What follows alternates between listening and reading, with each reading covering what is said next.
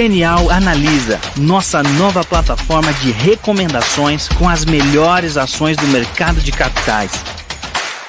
Descomplicamos as análises de ações para você aprender como investir melhor o seu dinheiro. Comprar, vender ou manter? Essa é a resposta que você encontra na nossa plataforma. Existem mais de 400 empresas listadas na Bolsa de Valores. Tem as melhores ações na sua carteira, com as recomendações mais assertivas do mercado.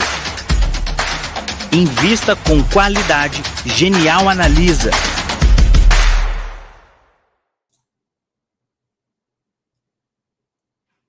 Fala aí, rapaziada, sejam bem-vindos a mais um podcast Genial Analisa. Hoje, o último podcast do ano, antes de começar 2022, que a gente espera que seja um ano muito interessante. Estou aqui com o Bruno, com o Adriano, com o Igor, fazendo um podcast online.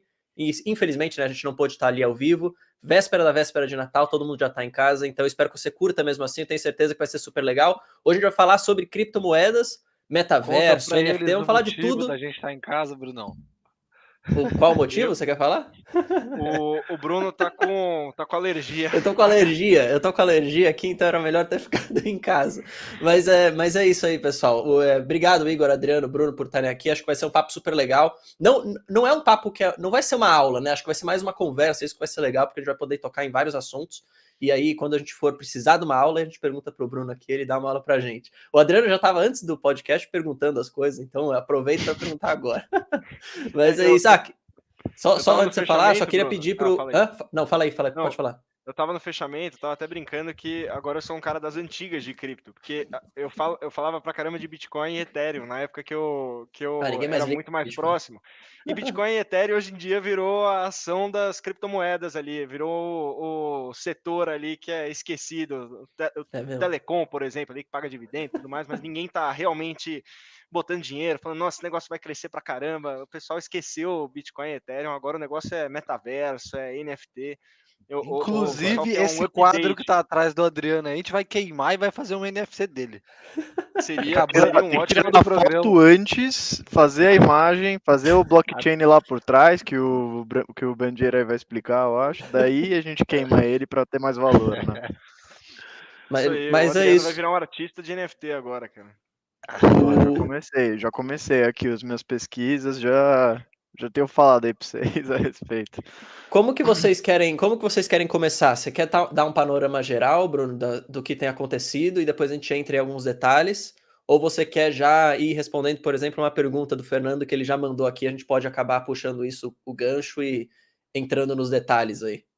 Como Cara, você quer? Vamos começar com a pergunta dele, que eu acho que é um ativo legal e acho que vai gerar algumas dúvidas. Aí o Adriano me pergunta também a dúvida dele de antes do podcast, a gente já vai emendando. O Fernando ele falou duas coisas, acho que é super interessante para a gente poder abrir. A segunda pergunta dele, que eu vou falar aqui primeiro, foi para a gente comentar um pouco sobre os futuros dos projetos ligados à Web 3.0 e também depois falar um pouquinho de Polkadot, que está ligado a esse mundo inteiro, então acho que a gente já consegue conectar as duas coisas. Uma pergunta super interessante. Quem quer começar falando? Você quer começar? Vai lá, Bruno. Fala primeiro, depois a gente eu começo aqui. A Polkadot, cara, é um projeto espetacular. Então, para quem não conhece, o objetivo da Polkadot é ser uma zero layer, que ele chama. Então, você tem uma segunda camada em blockchain, que é, por exemplo, a blockchain do Bitcoin. Qual que é o problema da blockchain do Bitcoin? Ela é pouco escalável. Então, você tem uma capacidade de processamento muito baixa. Você consegue processar 7 transações por segundo.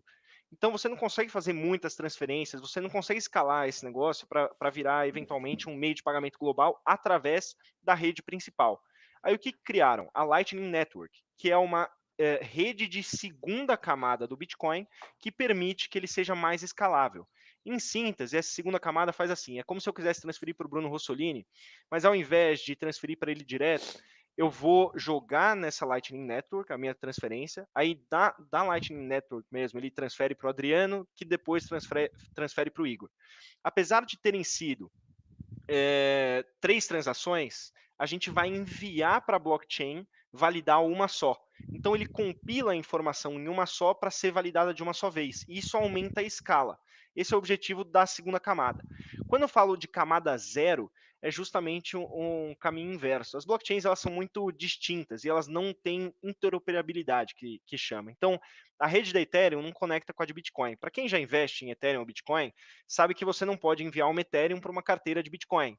Senão, você não vai receber nada na outra ponta e é necessário tomar cuidado para a carteira para a qual você está enviando.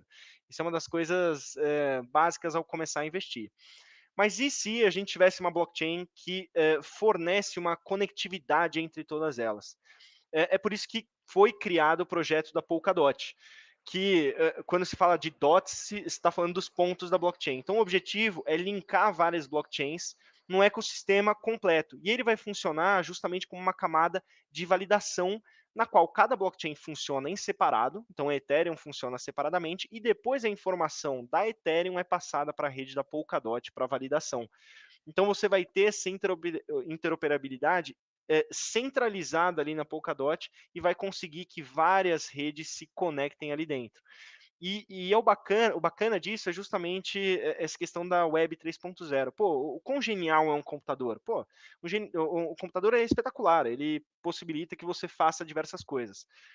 Só que como um computador se conecta com outro? Através da internet. É a mesma coisa que você ter várias casas num bairro, mas você não ter estrada conectando elas, você não ter rua conectando elas, é só um monte de mato.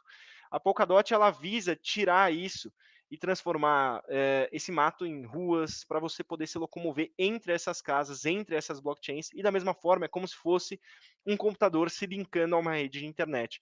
Então, a Polkadot é muito revolucionária justamente por esse sentido de conectividade, e é justamente sobre isso que a Web 3.0 fala.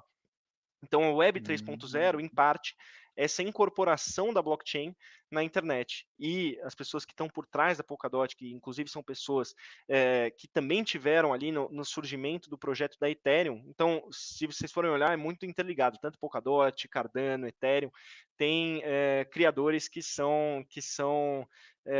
têm características em comum, que vieram dos mesmos lugares. Então, a Polkadot ela tende a permitir isso e pode ser uma coisa muito revolucionária para as blockchains, caso elas consigam se comunicar. E eu queria até adicionar um ponto, aí você me corrige se eu estiver errado, mas eu acho que esse mundo de interoperabilidade multi-chain, eu acho que isso que vai fazer com que a gente consiga escalar, de fato, né, os projetos, especialmente de DeFi, né? Porque se você consegue linkar uma blockchain a outra, pelo que você está falando, você consegue ter projetos de DeFi em redes diferentes, né? Porque acho que é isso que acontece, se comunicando independente de onde ela esteja, vamos colocar dessa maneira. Isso é uma verdade? A gente pode afirmar isso ou não é tão simples assim?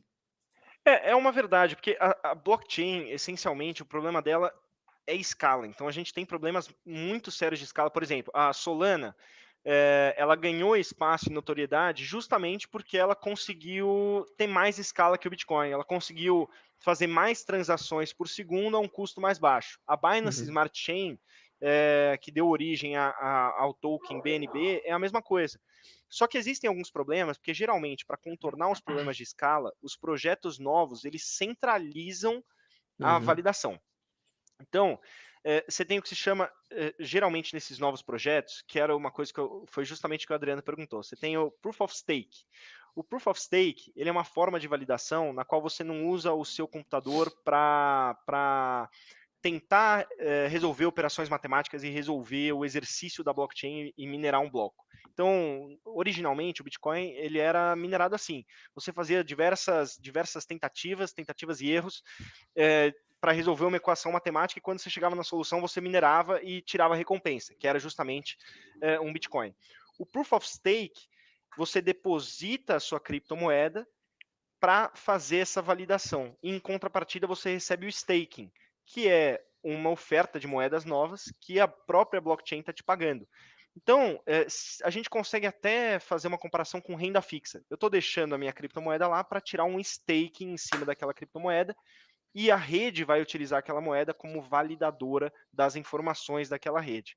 Por exemplo, na Polkadot a gente tem o Proof of Stake. Na Binance Smart Chain, para mudar um pouco e tornar mais escalável, a gente tem um sistema de Proof of Stake no qual os 21 maiores detentores de criptomoeda, da criptomoeda BNB, têm a capacidade de fazer esse stake. Então, eles são os validadores da rede. O problema disso é que é concentrado em 21 detentores. Você até pode chegar, Bruno, ou Adriano, ou Igor, e falar, pô, eu quero depositar a minha BNB com esse cara para fazer o stake. Mas, enfim, está concentrado em 21 pessoas. E o fato de estar concentrado em 21 pessoas gera mais insegurança para uma rede cujo propósito é ser descentralizado. Quanto mais validadores tem ali, melhor. Boa, boa. Eu queria puxar um. Na verdade, eu queria só trazer um dado que eu acabei lendo aqui, que eu acho que é interessante para a gente depois até puxar um gancho para falar sobre esse mundo de NFTs aí que o Adriano estava perguntando e de blockchain games, que o pessoal também estava falando. Eu acho que um trigger assim que a gente pode ficar sempre observando, aí vocês me corrigem se vocês acharem que eu estou errado, para a gente ver o que pode acontecer com o mercado, né, as tendências, se vai subir, se vai cair, se vai ter mais capital sendo injetado. Eu acabo acompanhando os movimentos de VCs, né, são os Venture Capitals, e até os M&As que tem acontecido nesse mundo. Aí tem um dado legal, que desde o início de 2021, a indústria de criptoativos, estou lendo aqui, recebeu mais de 24 bilhões de dólares de fundos de Venture Capital. Então acho que isso, de certa forma, porra, é você olhando para players mais institucionais, olhando para os projetos, e não só para os projetos, às vezes também para uma blockchain específica, ou que seja um crypto game, um jogo, alguém que está fazendo isso, que está investindo dinheiro. Então, acho que isso, de certa forma, traz mais capital mais institucional, e pode fazer o negócio crescer, né, de certa forma. Então, acho que a gente está num momento, a gente já tinha colocado aqui no título, né, porra, melhores criptos para investir em 2022. E aí, o que eu acabo pensando é, cara, eu acho que o ano de 2022 e 2023 também, os próximos anos, vai ser muito interessante para esse mundo de cripto, porque a gente vai ter muito capital, pelo menos aqui é a minha opinião, entrando especialmente de fundo, que é para os caras para apoiarem esses projetos e fazerem os caras conseguirem escalar mais rápido, né? E quando você tem capital, quando você tem gente boa e capital, melhor ainda. Acho que foi isso que aconteceu com o Ethereum, acho que o Bruno pode me corrigir, acho que eles tinham muito capital e muita gente boa, né, atrás. Então acho que é por isso uma das razões. A Ethereum especificamente é realmente foi, cara, um conjunto de boas mentes ali, mentes brilhantes que fizeram o negócio acontecer. Hoje em dia, se a gente for pegar nas minúcias, a Ethereum pode ser nem tanto considerada obsoleta, mas ela não é realmente a blockchain mais eficiente, mas a gente tem soluções para contornar esse problema de eficiência que vem sendo criado justamente nesse ecossistema da Ethereum. Então a gente tem, por exemplo, a Polygon, que é uma Matic, que é um outro projeto que está inserido nesse ecossistema que pode vir a contornar esse problema de escala. Então eu acho que a crença dos investidores está gerando frutos muito interessantes e muito rápidos. Não é que esse mercado é barato. Então, se você olhar o quanto ele gera de receita, você consegue até quebrar isso por projeto anualmente. O valor, o market cap dessas criptos, ele é muito elevado frente ao que gera de receita para os detentores dessas criptomoedas que fazem staking. Mas realmente é um mercado que cresce muito e tem muito potencial. Os fundos de venture capital estão ganhando mais notoriedade, e a gente consegue ver isso principalmente pela oferta de criptomoedas. Muitas criptomoedas, quando lançam, então, por exemplo, a AXS, que é o joguinho X Infinity, você tem aquele token, que é o AXS, uma parte do token está na mão dos criadores, dos fundadores, você tem uma parte dos tokens na mão de financiadores do projeto. Então, está existindo essa contrapartida e tem muitos financiadores que já colhem seus frutos. Acho que eles vão ficar cada vez mais conhecidos. Antes, na minha época, é engraçado porque esse mercado anda muito rápido. Na minha época, a gente falava de investidor, institucional entrando em cripto, mas para investir em Bitcoin, Ethereum, o cara comprava ali uma parte de portfólio, ele começou a se arriscar com um contrato futuro de criptomoeda, mas não era nesse nível, não era fundo de venture capital, não era nada mais estruturado. Agora a gente está vendo até investidores, você pode considerar tradicionais de cripto, investidores de risco de cripto. Já dá para ver o quanto está desenvolvendo isso aí, né? Mais um dado aqui, ó, que eu estava falando do movimento dos VCs, e 42% das negociações dos VCs de outubro para cá envolveram NFT e blockchain games. Então os caras estão olhando muito para isso, né? Então acho que não só por essa questão de ter essa tendência de game em geral, né, crescer, e eu acho que isso é uma verdade, o mundo game, as pessoas estão jogando cada vez mais, a nova geração, o pessoal, acho que é a geração Z, né, que fala, pô, os caras ficam horas e horas no celular, no computador, mas também essa parada de você mudar os jogos onde você meio que pagava para você jogar e ganhar, que é o Play to Earn, né? Que vem um pouco dos jogos em blockchain. Acho que o Bruno pode falar um pouco mais. E aí, se você quiser, Bruno, eu acho que tem uma pergunta. Eu vejo que tem 3 formas de você ganhar nos jogos, né? Nos blockchain games. Aí você me corrija se eu estiver errado. A primeira é você jogando de fato o jogo. Você vai lá, entra, conecta sua carteira, entra, por exemplo, no metaverso do Sandbox da vida, faz os quests lá e ganha as recompensas por isso. Aí a segunda maneira é você comprando token, né? Acho que é token de governança, né? Que fala, que é o Sand, por exemplo. E aí, pegando a valorização disso, e acho que a terceira maneira é justamente por você receber, entre aspas, esse dividendo que vem desse tesouro, né? Que acho que você até tinha explicado pra gente uma vez, que aí quem detém os tokens acaba recebendo. Como que você vê isso? O que você acha que vai. Qual que você acha que é meio que onde as pessoas vão olhar quando tá falando de blockchain game? Você acha que o pessoal vai jogar mais? Você acha que o pessoal vai fazer esse movimento de fazer esse. É um staking, né, basicamente? É staking, é staking. A gente chama meio que de staking. Por exemplo, a maioria dos tokens que tem staking, no caso desses jogos de blockchain, o staking funciona essencialmente como uma forma de você engajar o cara que tem o token a ficar no projeto e garantir que ele não vai vender aquele ativo. Então não é necessariamente um staking para validação de rede, porque a maioria desses jogos rodam em blockchain hoje em dia, pelo menos da Ethereum. Então, o que está sendo utilizado ali é o poder computacional por trás da rede da Ethereum e não necessariamente aquele staking tradicional que você deixa seus tokens para validar a rede e recebe novas moedas em troca, ou moedas advindas de taxa. Nesse caso, o staking é uma nova oferta desses tokens que não são para validação.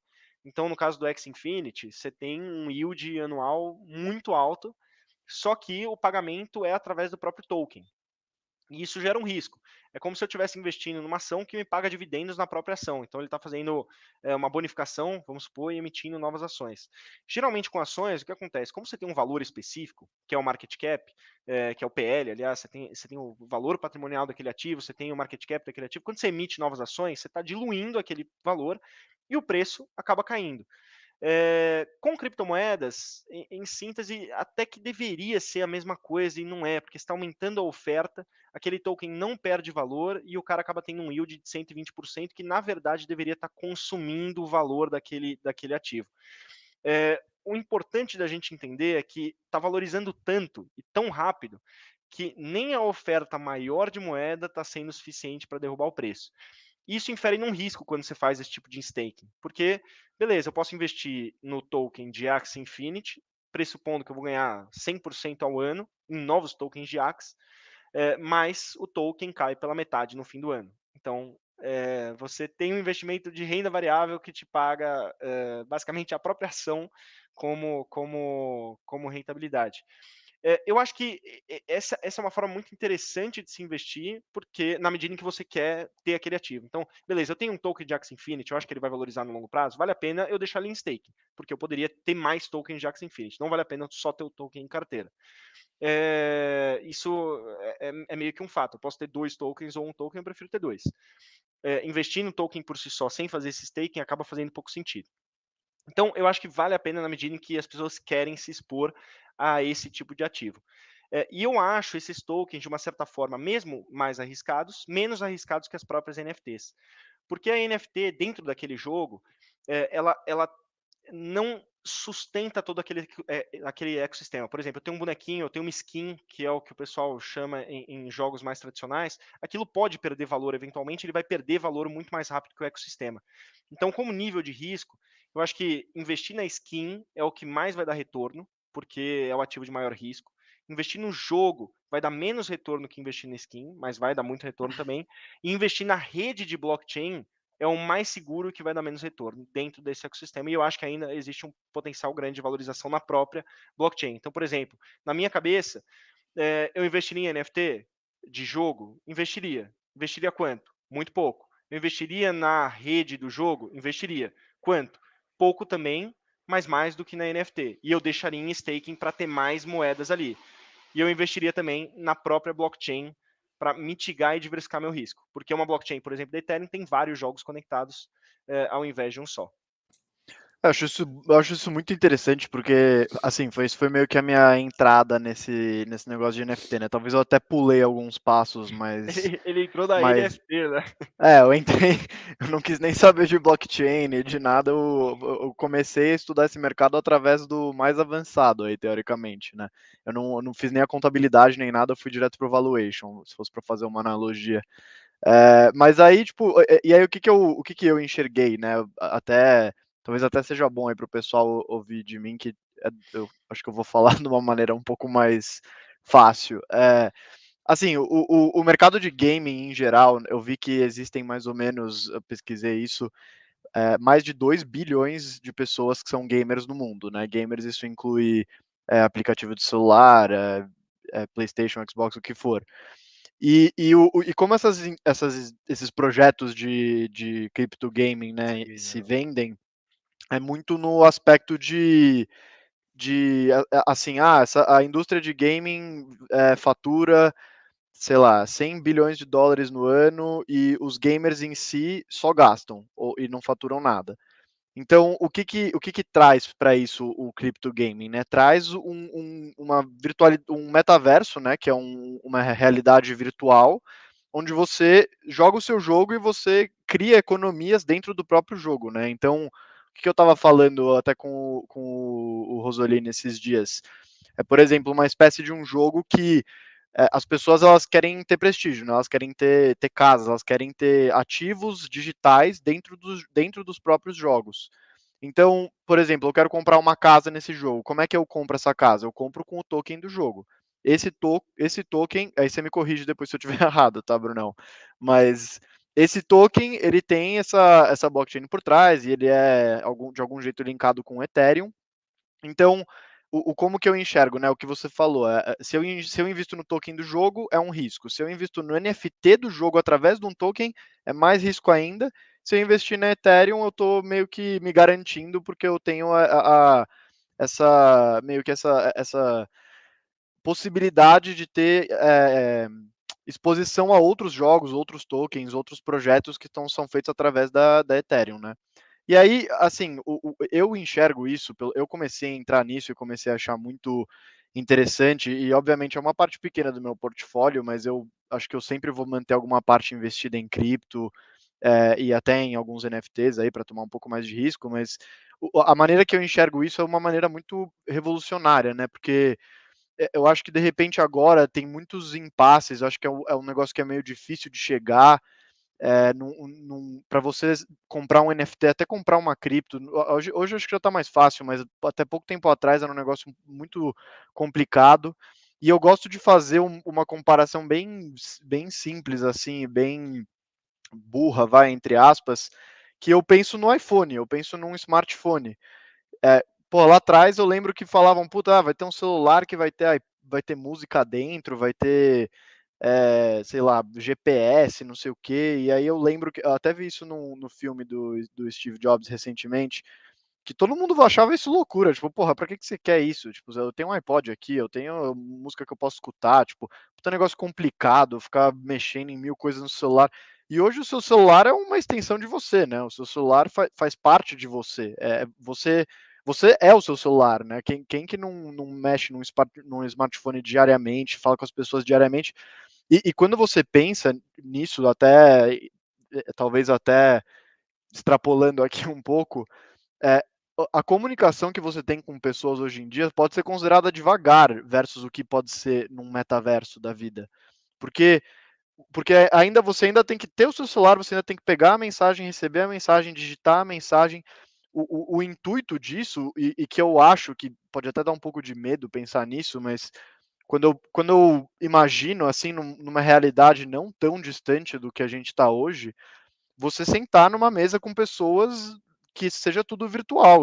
A gente está, em vez de fazendo um call aqui por Zoom, né, por mensagem aqui, video call, a gente vai estar se vendo digitalmente num negócio que é 100% imersivo, entendeu?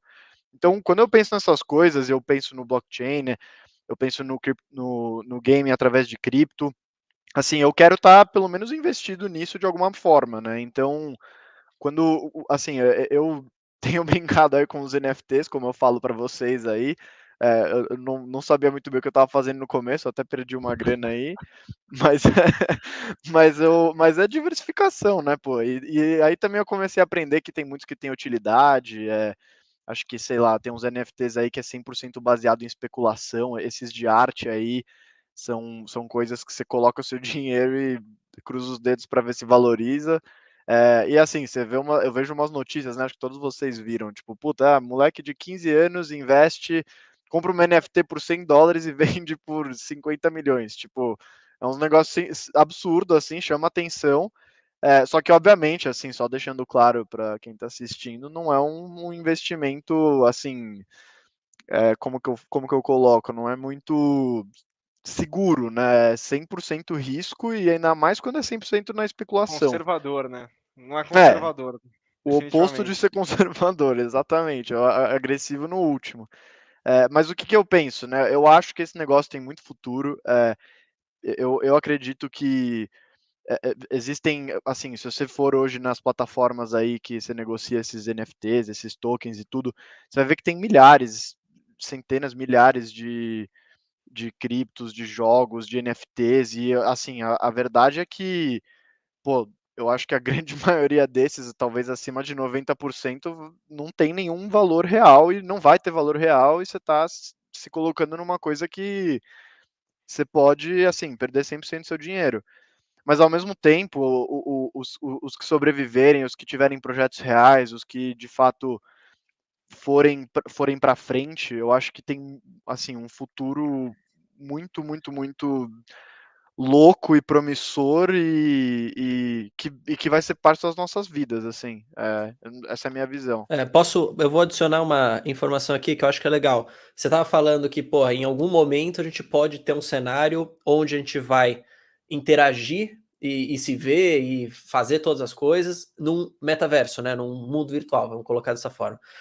Eu estava lendo um relatório e o Mark Zuckerberg, lá do Facebook, agora chamado Meta, ele falou assim, ele falou que ele acredita que o metaverso, como a gente pensa, né, nesse metaverso mais com realidade aumentada, que você está ali imerso a um negócio, isso vai acontecer nos próximos 10 anos. O que ele falou que vai começar a acontecer no short term, né, no curto prazo? Vai ser um metaverso 2D, né? Que eu acho que basicamente seria um metaverso onde você entra num jogo, por exemplo, cria seu avatar, mas você fica através do PC dentro ali daquele sistema. Aí, com o avançar do tempo, aí você vai começar a criar, e aí você começa a linkar também com as empresas de capital aberto, por exemplo, a NVIDIA, criando tecnologia de realidade virtual, de realidade aumentada, de inteligência artificial, para que você consiga meio que estar imerso aquele universo, aquele cenário, e realmente começar a viver ali como se você vive na vida real. Eu sinceramente, acredito que isso que vai acontecer não é agora, não é daqui a 1 ano, 2 anos, mas acho que, sei lá, daqui a 10, 15 anos a gente pode ver um movimento muito grande para isso. Então, de certa forma, quando você tem um ambiente ou até um criptogame que ele vai além do jogo, que não é só jogar, às vezes você pode ter uma terra, você pode ter um museu, você pode fazer ali um show de música, como a gente já viu acontecer em alguns jogos, e até jogos de Web 2.0, você vê Fortnite, você via Roblox no passado, você já tinha dentro desses universos as pessoas fazendo eventos ali dentro. Então, no próprio Roblox, teve um evento que chamava Nike Land, que era meio que como se fosse um ambiente só da Nike dentro do jogo, que as pessoas conseguiam ver os sneakers tal, e depois compravam na vida real. Você tinha show do DJ Marshmello, você tinha show daqueles trappers que chamam, que são os caras que cantam aquela música que eu não conheço muito. Mas, enfim, você começa a ter essa realidade, hoje em dia ainda num metaverso 2D. Imagina o que pode acontecer lá na frente para você realmente ficar imerso nisso, com óculos, tal, até às vezes sentir alguma coisa. Não sei, cara, o que pode acontecer é muito louco, e aí é por isso que eu vejo com muito bons olhos quando você tem muito capital de gente institucional entrando, porque é essa grana pesada que vai fazer com que os bons projetos consigam crescer, escalar e desenvolver as funcionalidades para fazer isso tudo possível. Eu acho que isso é super interessante. E tem uma outra visão aqui, acho que foi o próprio CEO da NVIDIA que falou, que ele acredita que o metaverso, que a economia no metaverso, ela vai ser maior do que a economia no mundo real, em algum momento. De tanto que as pessoas estão imersas ali e conseguem, sei lá, você consegue ficar perto de um cara que tá no Japão, como você tá no escritório com alguém no Brasil, entendeu? Esse é um mundo O, totalmente novo. E até adicionando para isso aí é o princípio também de ser descentralizado, né? Exato, Então, exato, então, exato. assim, é outra razão pela qual eu acredito tanto nisso, porque, pô, cara, você consegue fazer transações sem isso é a definição de não ser centralizado, né? Você faz transações, você interage com outras pessoas, é, tipo, por exemplo, quando você faz quando você compra uma ação de alguém hoje, você tá num ambiente que é centralizado, né? Você tá lá na Uhum, bolsa, tem até, tipo, a participação de bancos. Então, assim, a economia descentralizada, ela não depende de um intermediador, né? Ela é simplesmente conectando você com alguma outra pessoa sem ninguém estando lá no meio, é tudo em tempo real. Então, quanto mais as coisas desenvolvem, assim, na minha visão, as coisas facilitam, né? Assim, tira o fato de ter um intermediador que acaba, enfim, tirando uma parte das suas uhum. transações, tira o fato de tantas coisas que assim, num futuro, a gente pode enxergar como tipo, puta, olha como o mundo era antes, sabe? Tipo, Sim. olha como o mundo era antes da internet, tipo, olha como o mundo era antes do metaverso, tipo, Não, assim, talvez a gente as seja. pessoas não, a gente sempre tende a ser um pouco cético de falar, pô, será que a gente vai sair desse cenário como a gente tá hoje? Então, se você for pegar a evolução da web mesmo, você pega a web 1.0, que era aquele cenário um pouco mais estático, você entrava ali, você lia as coisas, você não interagia.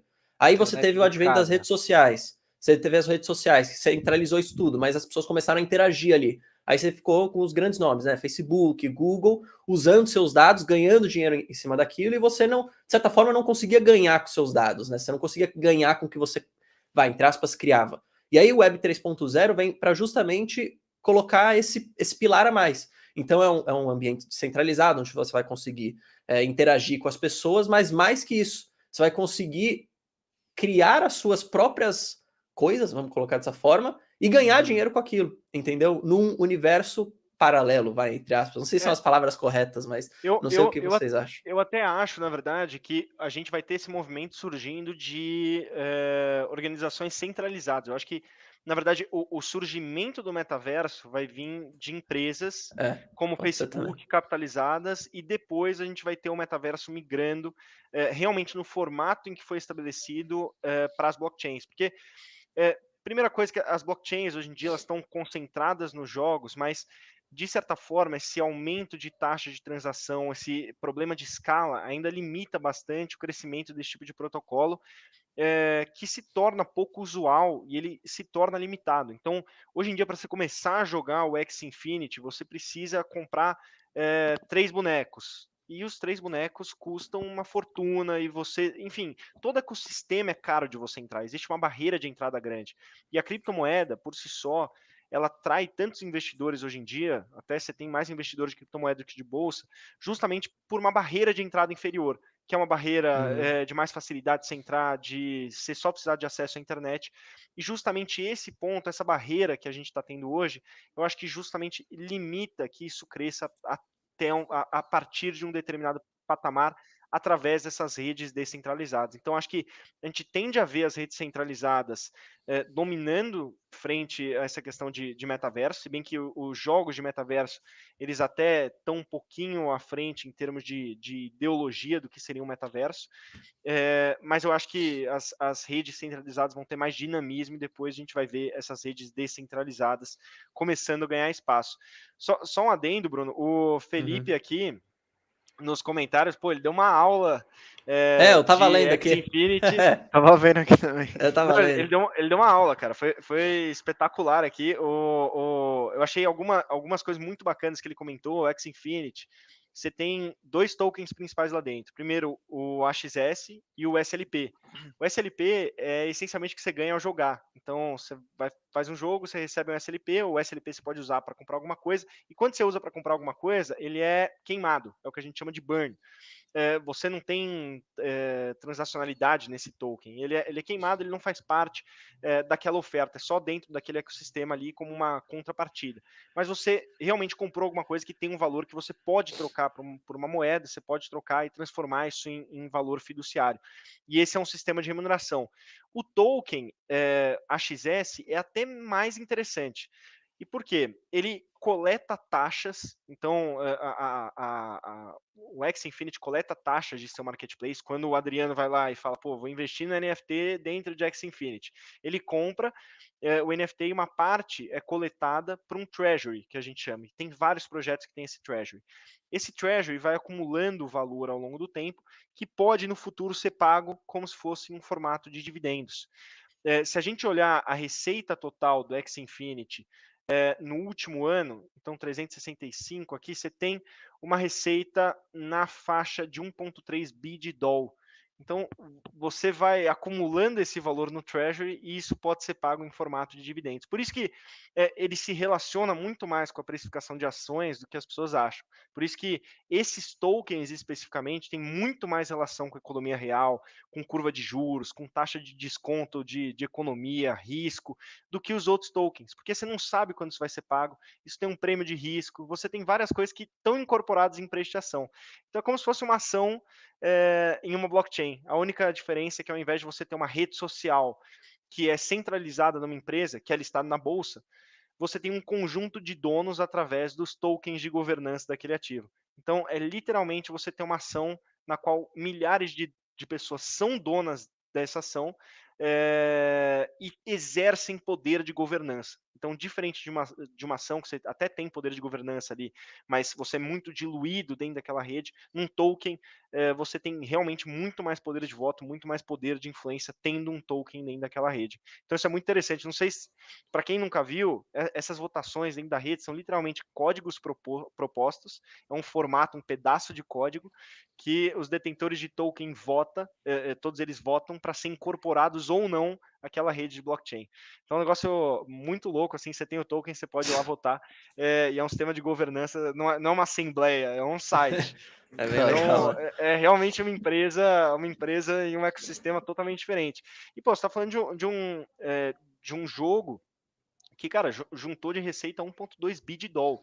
É um volume animal de receita, se for olhar para um joguinho em blockchain que pô, provavelmente tem muito mais o que escalar e pode potencialmente até migrar para outras redes. Então, o X Infinity está essencialmente na rede da Ethereum. Os tokens, hoje em dia, eles até foram alterados para uma segunda camada, justamente por essas altas taxas de transação. Então a gente tem uma adaptabilidade aí que pode fazer com que X Infinity gere dividendos no futuro. Então quem diria uma criptomoeda pagando dividendos? Eu queria perguntar para você, Brunão, assim, para os dois Brunos, na verdade, né? Dentro de todas essas camadas que a gente tem aí ligada ao mundo das criptos, né? Qual delas tem o maior risco assim associado? Por exemplo, eu vi teve uma pergunta aqui no chat falando de subida de juros, cenário econômico do ano de 22, né? Qual delas está mais exposta? Qual dessas 3 ou 4 camadas está mais exposta a uma possível subida de juros lá fora? Ou se todas tem esse risco, né? À medida que a gente deve ver uma inflação subindo, perene lá fora, o Fed subindo juros, como que isso impacta o mundo dos criptoativos, na visão de vocês, assim? Eu vou trazer, eu vou trazer, cara, para um nível muito básico, até com relação ao que a gente olha em ações. Quando você tem uma ação que tem a perspectiva de pagar dividendos futuros, quando o juro sobe, o que acontece? Você tira do ativo de risco e tende a botar no ativo de menos risco que está pagando mais. E por que isso acontece? Porque você tem uma perspectiva de dividendos futuros que é incerta. No caso de criptomoedas, você tem hoje em dia 2 ativos principais. Você tem um ativo que pode ser considerado reserva de valor, que é o Bitcoin. E por que o Bitcoin pode ser considerado reserva de valor? Porque ele tem uma oferta restrita, então ele tem 21 milhões de unidades e tem uma demanda. Muita gente questiona do lado da demanda, até quando ela vai existir. Bem, eu não sei até quando vai existir. Eu sei que ela existe hoje e Mas isso, por ter existe, uma oferta limitada, me diz que ele é uma reserva de valor. Então, hoje em dia, na teoria, é isso que eu vejo no Bitcoin. Em Ethereum, você vê um cenário um pouco diferente, porque ela é uma moeda transacional para todas as redes que estão embaixo. Então, todos os dApps, todas as funcionalidades que estão ali embaixo. Então, você vai pagar em Ethereum, em Ether, que é a moeda, dentro daquelas redes descentralizadas que fazem algumas funções. Então, por exemplo, alguma das redes você pega empréstimo, alguma delas você troca criptomoedas, que são as DEX, algumas delas você joga jogos. E aí, embaixo disso, você tem essas criptomoedas de projetos, de dApps, que tem uma perspectiva de pagar dividendos no futuro. O valor disso está lá na frente. Essas são as moedas, são os projetos que, na minha concepção, estariam mais sob risco de uma alta de juros, justamente por eles se assemelharem tanto a ações. Então, ele não parece tanto como uma reserva de valor, como o Bitcoin, ou até NFT. NFT parece mais uma reserva de valor, que é muito mais como um quadro, por exemplo. Então, acho que, apesar dessa teoria dizer que esses jogos ou esses protocolos que têm tokens que devem pagar dividendos no futuro sejam os que mais devem sofrer com o aumento de juros, eu acho que com o aumento de juros o mercado de criptomoeda como um todo deve eventualmente ter um enfraquecimento. E eu falo isso não porque eu acho que isso é racional, mas porque o histórico diz isso. Então a gente vê em momentos de sell-off, que cara, todo mundo está vendendo um monte de coisa, o mercado cripto caindo junto com bolsa. É um contrassenso, mas é o que acontece. Geralmente ele se recupera mais rápido que bolsa também. Então existe essa contrapartida. A mesma coisa em março de 2020, quando teve o estouro do coronavírus, acho que todo mundo se tocou o que estava acontecendo, que o Bitcoin caiu 45% em um só dia. Eu estava operando nesse dia, tomei um belo de um susto, então eu lembro até hoje, e o mercado cripto ele acaba andando todo junto com essa percepção de risco, apesar de ser menos racional. Então, Bitcoin deveria sofrer menos, não sei se vai. NFT, também pela sua natureza de reserva de valor, por ter um valor como se fosse uma obra de arte, também deveria sofrer menos, não sei se vai. E esses tokens de crypto games, de DeFi, por exemplo, que também tem esses treasuries que podem pagar no futuro, deveriam sofrer mais. Outro ponto também fazendo link aí, um pouquinho diferente o assunto, mas mesmo linkando a economia com cripto, né? Outro ponto que eu acho muito interessante, eu não sei o quanto isso é válido, me corrija aí se eu estiver errado, mas, assim, do meu entendimento, né, o Bitcoin, ele provavelmente, Bitcoin e cripto em geral, eles são muito mais protegidos, ou se não, ousaria até falar imune de inflação, né? Porque como que eu enxergo isso, né? Eu não sei se eu estou indo muito longe na minha ideia aqui, mas, por exemplo, o dinheiro hoje, né, o dólar, o euro, o real, o que for, a gente vê níveis muito altos de inflação, né, mais de 10% aí IPCA, nos Estados Unidos também, estamos em níveis, maior nível histórico dos últimos 30 anos. Então, o que acontece, né? Por que existe essa inflação, né? Uma grande parte é justamente porque o Fed imprime dinheiro, né? Então, a quantidade de dólares rodando, circulando no mundo, elas teoricamente podem ser infinitas, né? Porque daí o que acontece, né? O Fed só imprime mais dinheiro, o Banco Central imprime mais dinheiro e a gente continua rodando a economia, né? E é justamente por isso que, se você vê lá, tem umas fotos assim que mostram isso, né? Uma Coca-Cola custava 5 centavos lá em 1960. Hoje deve custar por volta de, aqui no Brasil, vai, sei lá, R$ 8, do jeito que está hoje. Então, pô, uma cripto, né, um Bitcoin, até onde eu entendo, ele tem um número limitado no mercado, né? Ele tem um supply lá, uma oferta limitada. Então, assim, por conta de não ter justamente por ser descentralizado, por ser simplesmente baseado em transações entre pessoas ou entidades, o que for, tem essa grande proteção da inflação, né? Não sei se eu tô. Em tese tem bastante. Em tese a gente pode olhar pro Bitcoin, como eu falei, assim como a gente olharia para o ouro, algo que as pessoas demandam e que tem uma oferta restrita.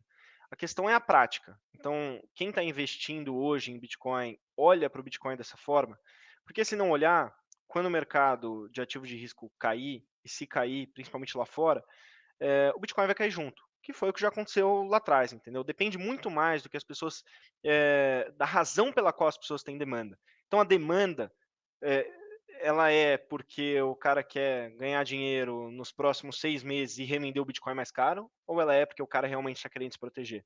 Então, eu sei a razão pela qual eu tenho Bitcoin. Eu não sei a razão pela qual os outros têm, e muitas vezes a gente tem esses sell-offs. É importante falar que existem muitos dos investidores de Bitcoin que acreditam justamente na tese de reserva de valor, hoje em dia muito mais do que antes. E se vocês forem observar, essas grandes vendas no mercado são cada vez menores do que eram lá atrás. Então, antigamente, a gente tinha uma venda que o Bitcoin caiu 80% do topo ao fundo. Hoje em dia, a gente já cai bem menos que isso. Então, cada vez mais existe menos reticência quanto a esse mercado.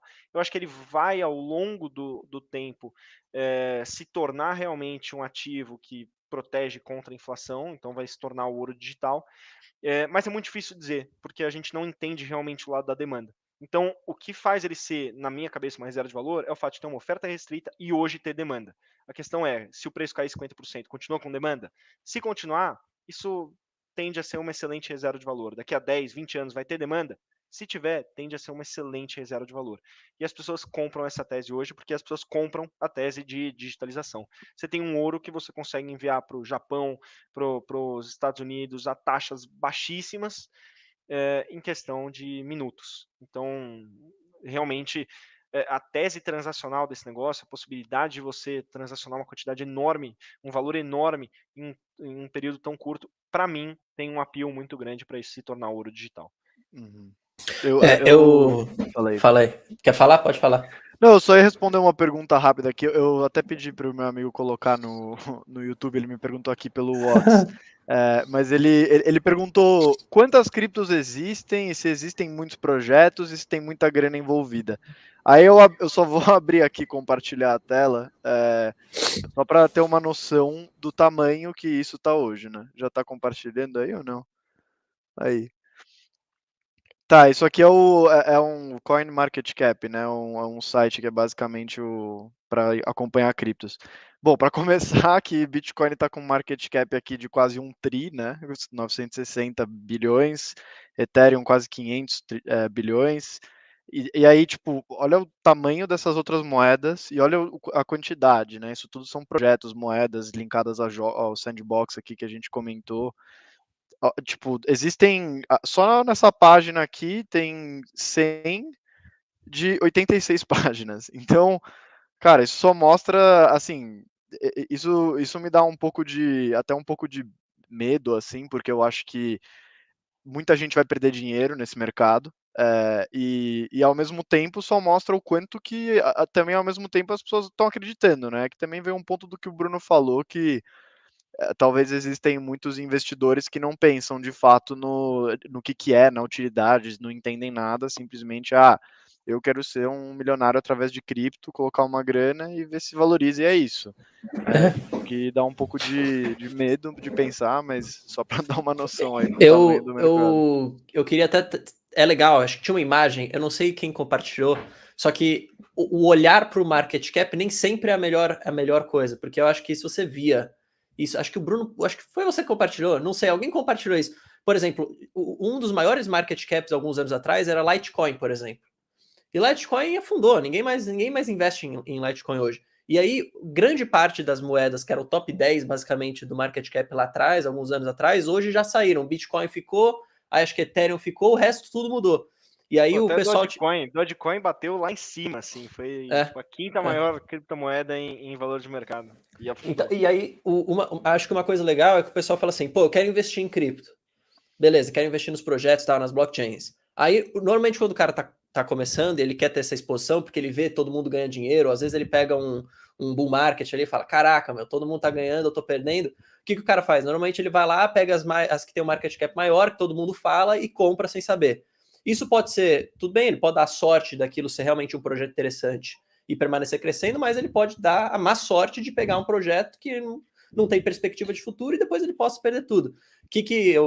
Pelo menos a minha estratégia aqui, que baseado no que eu acredito, eu tô fazendo. A minha carteira eu divido ela em três níveis, assim.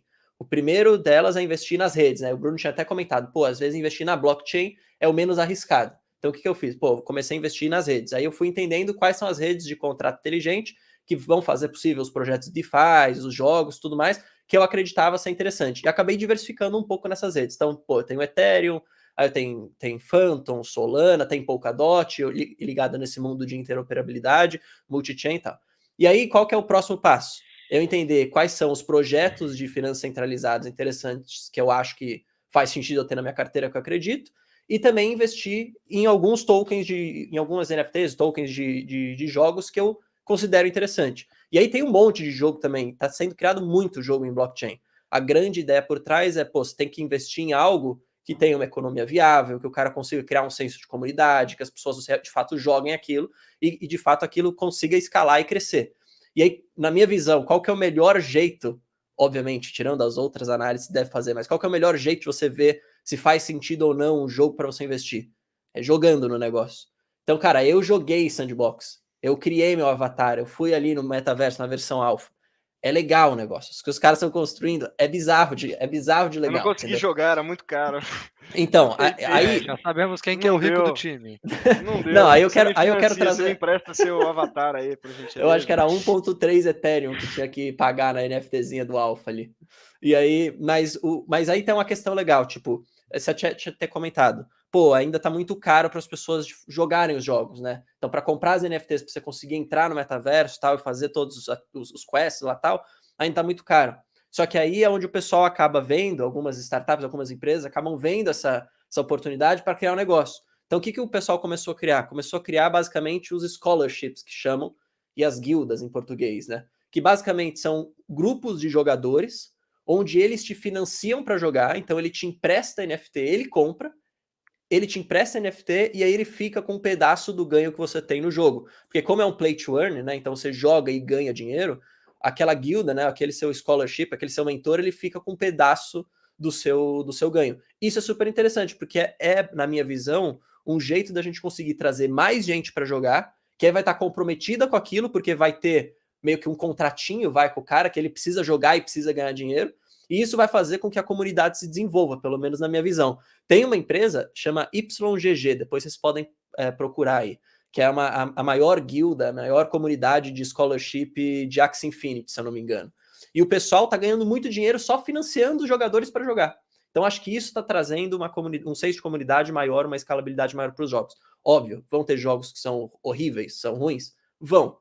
E aí é o seu risco do investimento. Por isso que eu também gosto de diversificar. É um pouco da minha carteira, é isso que eu tô fazendo. E, cara, joguem, é legal, pô. Eu vou precisar entrar num desse aí, cara. Eu queria só compartilhar minha tela, que o Adriano puxou a quantidade de... Ó, aqui a gente tem um histórico de... Eu não sei exatamente quanto esses dados estão certos, porque eu já cheguei a ver alguns de que já existem mais de 10 mil criptomoedas. Então aqui a gente tem o gráfico que atualiza para 7.557. Eu acho que tem mais, porque é muito fácil criar uma criptomoeda. Eu estava vendo essa semana como você consegue, por exemplo, copiar um código e lançar uma criptomoeda em questão de minutos a uma taxa muito baixa, no caso não em Ethereum, na Matic. Mas eu estava vendo, essa semana estava estudando, já a gente lança uma criptomoeda aí e distribui para os ouvintes da live. Então, para você que for recorrente, continue sendo recorrente, porque se eu conseguir criar a criptomoeda, eventualmente vocês podem receber. Pode não valer nada, mas vai ficar de presente. O valor simbólico é o mais importante. É o valor valor simbólico, do amor. aquele cara que deixou o like, ele vai ganhar. Eu vou dar um nome de cachorro e aí a gente vê se valoriza e aí você pode ficar, talvez, muito milionário assistindo aqui o podcast da Genial Analisa. E aqui, então, eu peguei essa quantidade e avanço do número de tokens. Eu peguei uma outra coisa também curiosa. Até vi que nosso chefe aqui, Eduardo Nishu, tá vendo. Ele falou, pô, mas esse negócio não tem PL. Hoje em dia, como você tem as taxas coletadas por projeto, você consegue comparar o quanto foi essa taxa de coleta, quanto de FII foi coletado, e comparar com o market cap. Então, em síntese, você consegue ter... É como se fosse um price to sales ali, porque, obviamente, você vai ter um custo para fazer a mineração, então o detentor daquele token até que tem um custo, mas marginalmente muito baixo. Quando o sistema de validação for Proof of Stake, quando é Proof of Work, não, ele é bastante caro esse custo de validação, porque você tem que gastar energia elétrica, mas quando é Proof of Stake é bem barato. E aí você tem, em síntese, o Price to Sales Ratio aqui. Se vocês forem olhar, por exemplo, Ethereum, tá um patamar bem mais baixo do que era antes. Deixa eu ver se eu encontro Ethereum, acho que por exemplo, nas Polygon, três primeiras ali, ó. Uniswap. É a quinta. É a quinta, Quarta. Ethereum. Então, Ethereum tá a 31 vezes price to sales hoje. Então, a gente consegue... Cara, esse negócio é super interessante para quem É não bizarro. conhece. Pode anotar o nome desse site, eu achei muito bacana quando eu encontrei. E ele coloca as fontes de dados que ele pega aqui. Isso é um negócio muito bacana de blockchain. Como é uma rede totalmente digital, a coleta de dados é toda feita por API e existe muita disponibilidade de dados, muito mais do que em mercado tradicional. Então é tudo muito disponível, tudo barato, majoritariamente é de graça, na verdade, e você consegue ter uma quantidade de informação bizarra. E aqui, por exemplo, você tem o protocolo com o maior ratio, que são 26 milhões de vezes a taxa de sales, e com o menor, que é 0,06.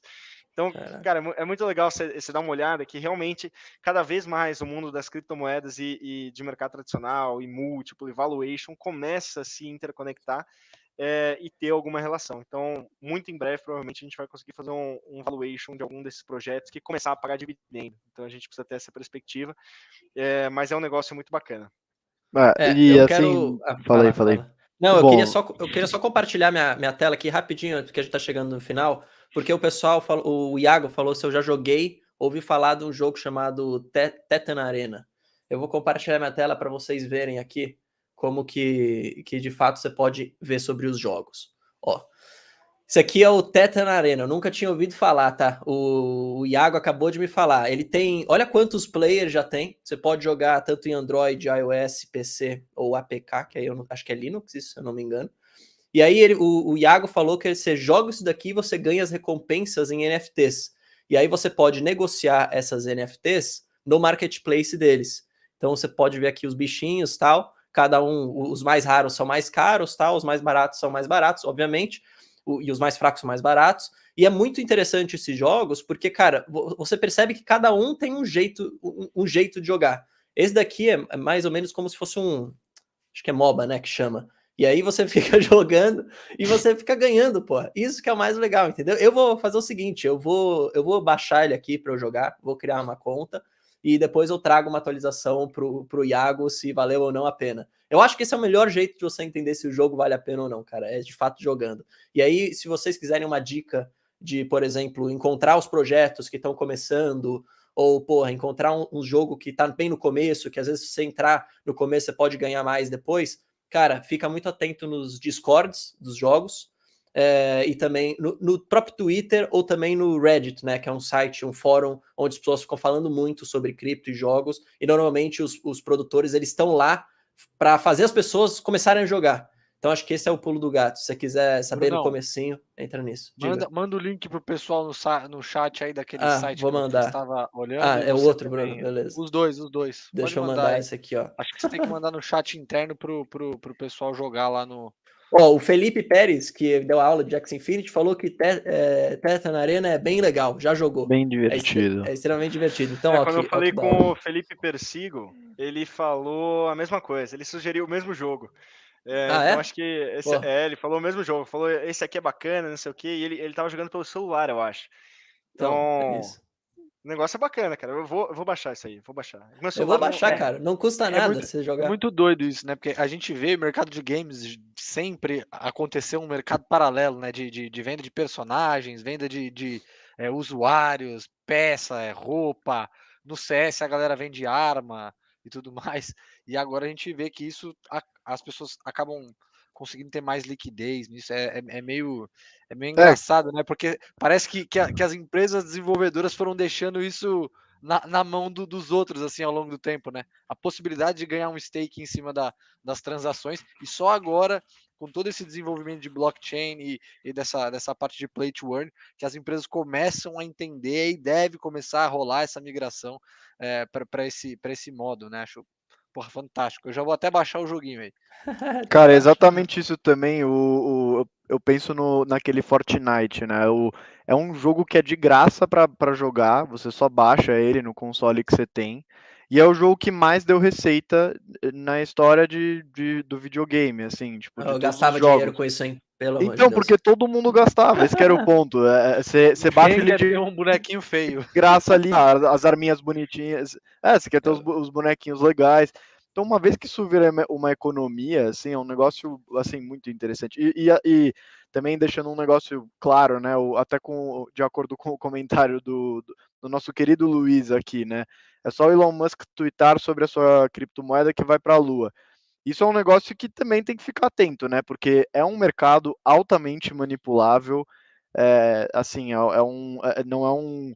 É muito fácil você acreditar numa coisa que algum influenciador no YouTube falou, alguma pessoa falou, assim, tem coisas que de fato não tem nenhum valor real, só que acabam valorizando ou desvalorizando no médio e longo prazo, né? Então, para quem tem interesse aí, já me perguntaram bastante a respeito, acho que para vocês ainda mais, né, para os Brunos aí, é, cara, tipo, lê a respeito, estuda, vê uns vídeos, porque é essencial você entender no que você está investindo antes de colocar uma grana e achar que você vai virar milionário da noite para o dia sem ter base em É, nada, né? por mais que seja descentralizado, ele não é nada assim, ele é altamente manipulável, né? A gente sabe que as pessoas tomam as decisões com base nas emoções, todo mundo aí tem viés comportamental, né?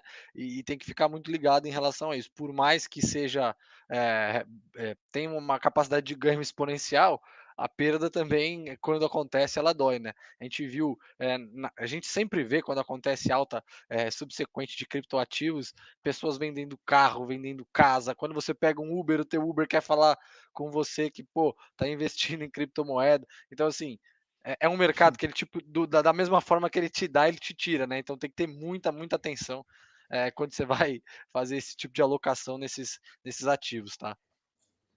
Boa. Tem uma pergunta aqui, ó. Vai dar para trocar óleo do Tesla com Dodge?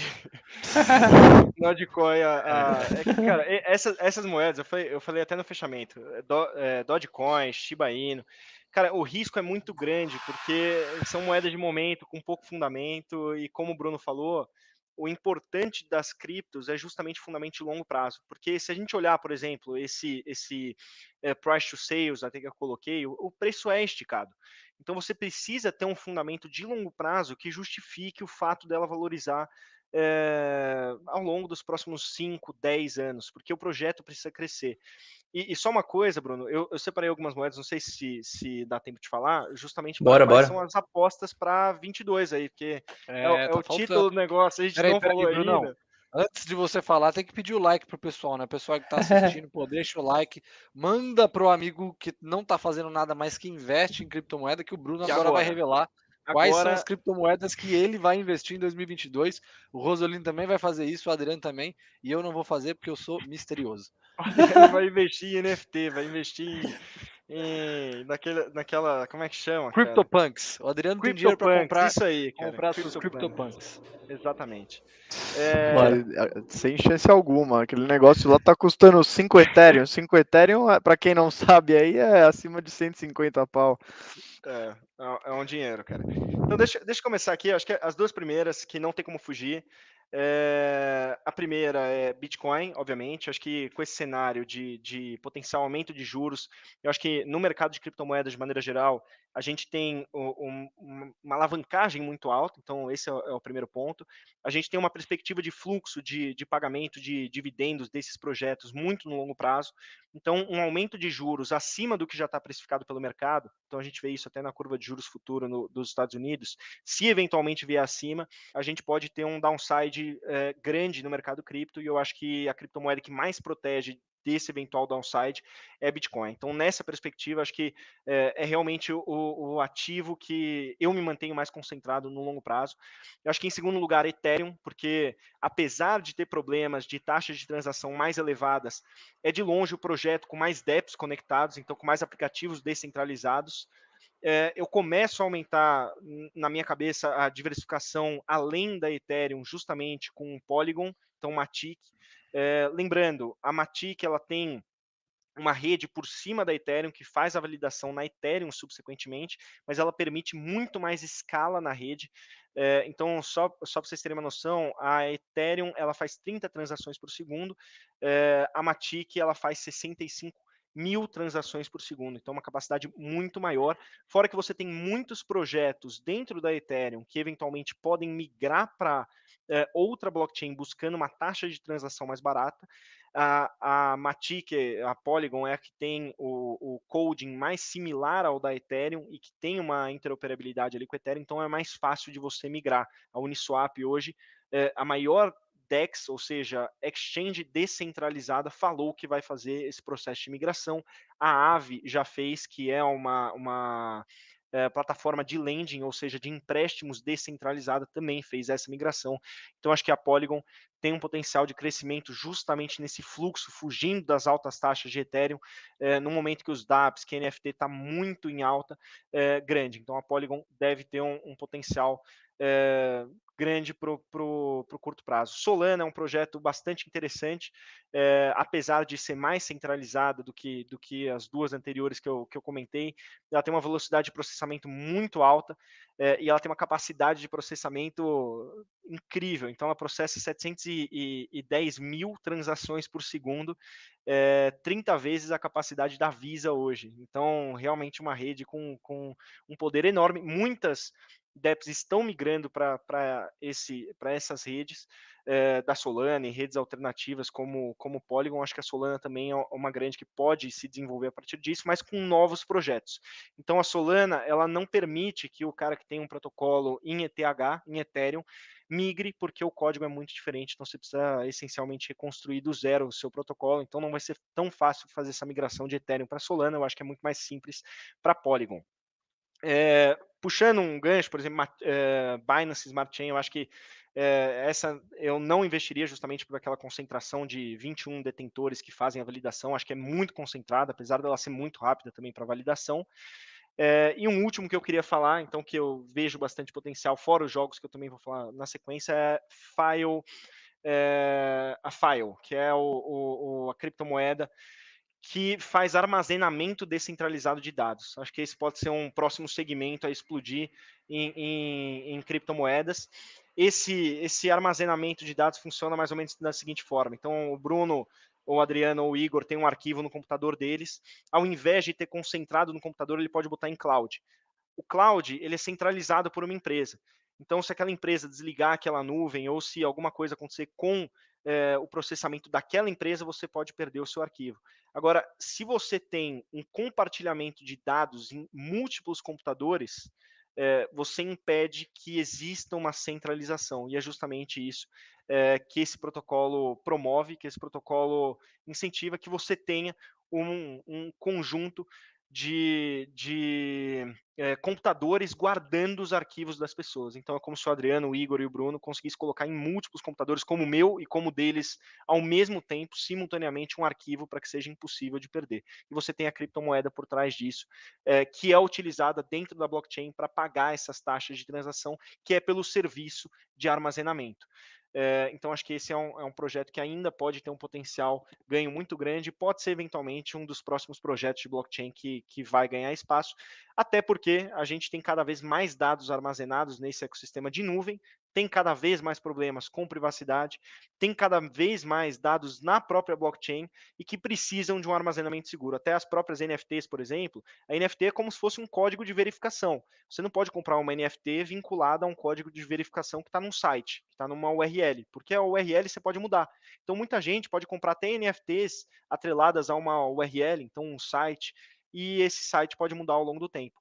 É justamente por isso que existe esse sistema de armazenamento descentralizado, com o objetivo de que ao comprar uma NFT não se mude a URL e você perca o arquivo que tem aquele determinado valor. A NFT é simplesmente a forma de transacionar aquele arquivo, mas você tem um sistema segurando ele e Filecoin pode ser uma moeda, um projeto com um upside legal. Fora isso, nos jogos, eu estou ainda na fase do X Infinity Sandbox.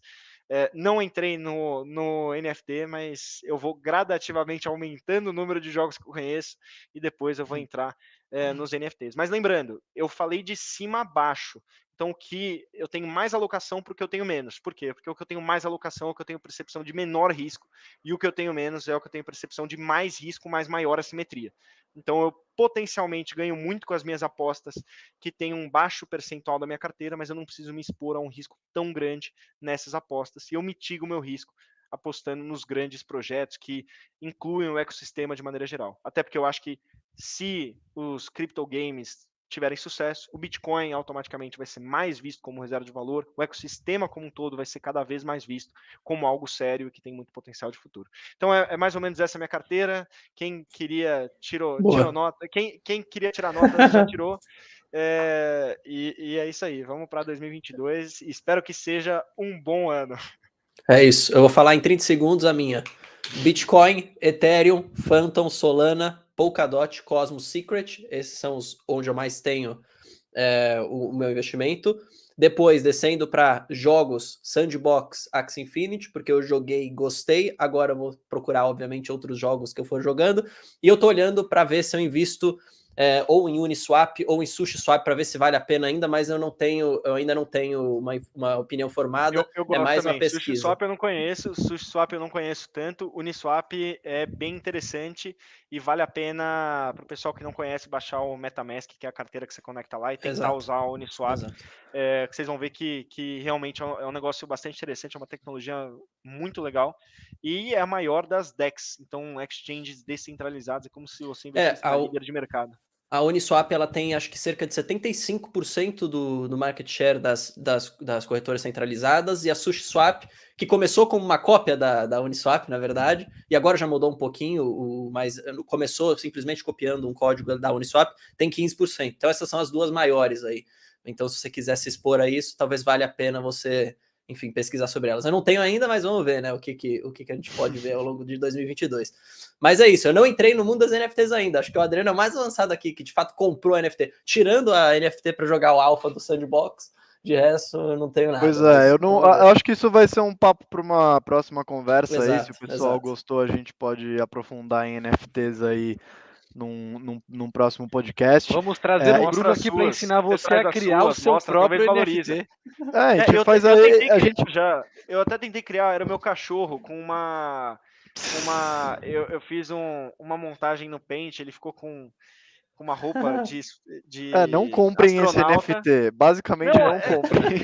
Eu falei, cara, eu não vou saber montar um negócio, eu vou tentar, vai que algum louco compre, mas a taxa de transação era muito cara também, e agora eu vou tentar relançar isso na Matic, que eu vi que é mais barato. E aí mas no Sandbox sabia que você tá...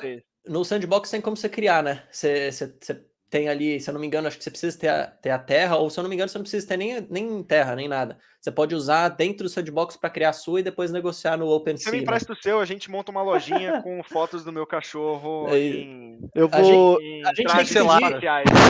gente tem que pedir para o Rodolfo comprar uma terra da Genial dentro do Sandbox, para a gente trabalhar de lá. Vai ser o que provavelmente vai ser no futuro, né? Do jeito que a gente pega o nosso analista de real estate, bota ele para prospectar terras dentro do metaverso, Sandbox, e tá tudo certo. A gente cara, e aí até lá dentro, exatamente. Isso aí vai bombar, cara. Até o Adriano pega o quadro dele, queima, a gente expõe no nosso museu lá, o Bruno as fotos do cachorro e tá tudo certo. Até corrigindo aqui o CryptoPunk, que é o NFT que o Igão aqui mais gosta, né? O Felipe me corrigiu aqui quando eu tinha falado que o floor, né, que é o floor price, que é o preço piso, né, que quando você negocia NFTs, o que você olha é o quanto mais barato o NFT daquela coleção, né, a gente pode aprofundar nisso outra hora, mas o quanto mais barato está vendendo, e é 55 Ethereum, não 5 Ethereum, como eu tinha falado. Então, uma conta rápida, assumindo que o Ethereum tá 20 mil reais aí, que é muito menos do que tá, mas mesmo assumindo isso, acima de R$1 milhão aí para um NFT, que é uma fotinho de um CryptoPunk, né? Mas basicamente, assim, existem certas funcionalidades que ele tem, existem algumas razões pelas quais ele foi criado, mas como eu falei, vai ser um papo que daí a gente vai estender até 9h30 da noite aqui. O meu já tem nome também, tá, Adriano? É Space Mamba, que é o nome do meu cachorro. Muito bom. Vai ser essa série que vai bombar na próxima vez. E Cara, eu vou atrelar alguns se você me benefícios, vender alguma alguns utilidade, talvez eu invista nisso aí, mas só uma fotinha do vai seu criar- cachorro. A gente vai criar a Laika Coin também, que é a cadela que foi mandada pelos russos para o espaço. A gente vai criar uma criptomoeda com a carinha da cadela Laika. Não tem erro. É isso aí. Mas é isso. Eu acho Bom, que a gente é tem que isso. até direcionar pro fim, senão o negócio vai ficar muito É. estranho. Exato, a gente vai Eu- começar a perder tempo aqui. Eu queria dizer que, enfim, esse é o nosso último podcast do ano aqui. Volta no dia 4. Calma aí, deixa eu ver aqui. Não, no dia 4 de janeiro a gente já tem mais um episódio, então até ano que vem a todo mundo que acompanhou, obrigado por acompanharem. E lembrando que ano que vem, 2022, é o ano do Rumo ao Milhão com Cripto. Então, vamos ver se a gente consegue. Pô, seria mó legal. Imagina se a gente faz isso aqui constantemente, esse papo aqui de cripto, e a gente, de fato, escolhe ativos. Seria até interessante isso. A gente escolhe ativos, não precisa colocar nossa grana, mas a gente escolhe ativos que a gente investiria e acompanha ele ao longo de 2022 para a gente ver como que tá evoluindo. Isso pode ser O legal. mais legal é a interação com o pessoal no chat, né? Tem Exato, o pessoal aí que colaborou bastante. Poxa, se vocês Felipe gostaram, Pérez. deixem Destaque nos pro Felipe comentários aí. aí pra gente voltar mais vezes, né? Quem sabe até É isso. trazer o pessoal de fora que tá aí nos comentários para participar junto com a gente. Isso aí, isso. para compartilhar. Estamos também, abertos. deixar o Vamos like, estudar. se inscrever. Vamos estudar também. Eu, do meu lado, pelo menos, estou com muito interesse. Vou estudar mais o assunto. A gente deve continuar produzindo conteúdos aí. E sem ser isso, para não estender muito mais, um Feliz Natal e Feliz Ano Novo a todos aí. Obrigado para quem participou. E para vocês aí, eu ainda vou ver vocês no fim do ano. Então, até amanhã. Isso. Tamo junto. Obrigado, pessoal. Feliz Natal, feliz Ano Novo. Tamo junto. Abraço. Valeu. Tchau, tchau. Valeu. Falou, Abração. pessoal. Feliz Natal! Genial Analisa, nossa nova plataforma de recomendações com as melhores ações do mercado de capitais. Descomplicamos as análises de ações para você aprender como investir melhor o seu dinheiro. Comprar, vender ou manter? Essa é a resposta que você encontra na nossa plataforma.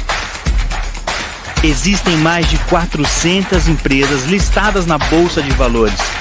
Tem as melhores ações na sua carteira, com as recomendações mais assertivas do mercado. Invista com qualidade. Genial Analisa.